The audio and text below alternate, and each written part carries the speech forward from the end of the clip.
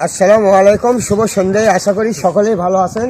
ছোট বড় এবং ভাই ও বন্ধু, নাম আমার আলম। আমি কারাগারে 26 বছর জেল খাটে আজ আপনাদের মাঝে ছাড়া পাচ্ছি। আমি বাইরের দৃশ্যটা দেখতে পাচ্ছি, একটি গান পরিবেশন করছি। হিন্দু ভাইকে নমস্কার, মুসলমান ভাইকে সালাম। গানের কথা, পৃথিবী জেনে নিও